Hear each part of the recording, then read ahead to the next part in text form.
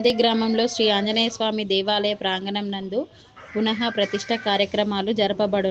October 29 బుధవారం నాడు శాంతిపాఠం, గురువందనం, గోపూజ, మండప ప్రవేశము, మహాగణపతి పూజ, అఖండ దీపారాధన, పుణ్యవచనము, ఆచార్య భృత్విక్ వర్ణన, పూర్వక ఆవాహిత మండపం, దేవతా పూజ, అగ్ని ప్రతిష్ట, గణపతి హోమం, జలాదివాసం, తీర్థ ప్రసాద అక్టోబర్ 30 గురువారం నాడు సంపన్న విధి, ధాన్యాదివాసం, శయ్యాదివాసం, ఆంజనేయ హోమము, ఆవాహిత దేవత ఆహ్వానములు, తీర్థ ప్రసాద అక్టోబర్ 31 శుక్రవారం నాడు స్థాపిత దేవతా పూజ, గర్త సంస్కారం, ఉదయం 11:56 యంత్ర ప్రాణ ప్రతిష్ట, బలి ప్రధానము, ధ్వజస్తంభ ప్రతిష్ట, పూర్ణాహుతి, ఆశీర్వచనము, బొన్రాయి ప్రతిష్ట, ఋత్విక్ సన్మానము, తీర్థ ప్రసాద వితరణ, మహాప్రసాదం.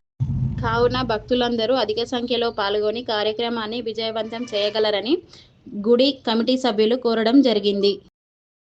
శ్రీ విశ్వావసునామ సంవత్సర కార్తీక బహుళ సప్తమి మొదలు కార్తీక బహుళ దశమి రోజు వరకు కంది గ్రామం లోపల ఆంజనేయ స్వామి, సుబ్రహ్మణ్య స్వామి నవగ్రహ బుడ్రాయ ప్రతిష్ట కలదు.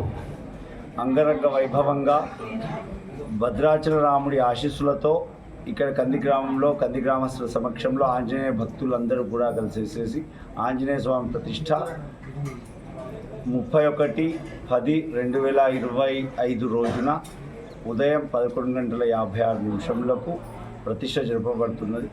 కావున దీనికి దేవీ దేవతలందరూ కూడా వారి యొక్క పరిపూర్ణ ఆశీస్సులను ఇచ్చేసేసి కార్యక్రమాన్ని దిగ్విజయంగా చేస్తారని చెప్పేసి, అలాగే గ్రామస్తులు కూడా పరిపూర్ణంగా చేసి మనస్ఫూర్తిగా వేడుకుంటున్నారు. బోలో ఆంజనేయ స్వామి మహారాజ్కి. ఈ గ్రామంలో ఎప్పుడో 100 సంవత్సరాల క్రితం నిర్మించిన దేవాలయం పునర్నిర్మాణం కొత్త స్థాపితం. ఈరోజు ఆంజనేయ స్వామి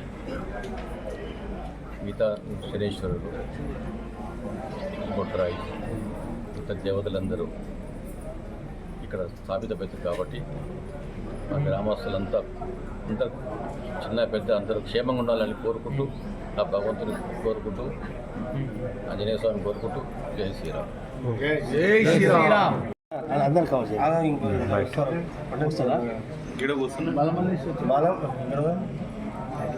ఈ గ్రామంలో హనుమాన్ విగ్రహ ప్రతిష్టాపనతో పాటు నగర్ లింగమయ్య, నవగ్రహాలు, హనుమంతుడు, గణేశుడు, జోడు నాగులు, లింగము, బసవన్న, బుడ్రాయితో పాటు విగ్రహాలన్నీ ప్రతిష్టాపన 31 తారీఖు చేస్తున్నాము.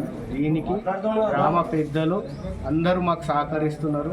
వాళ్ళ సూచన మేరకు మేమంతా కమిటీని కట్టుబడి వాళ్ళు ఎట్లా చెప్తే అట్లా పనిచేస్తూ ముందుకు పోతున్నాం. ఈ 31 తారీఖు విజయవంతంగా జరుగుతున్నదని ఆశిస్తున్నాం. జై శ్రీరామ్. జై శ్రీరామ్.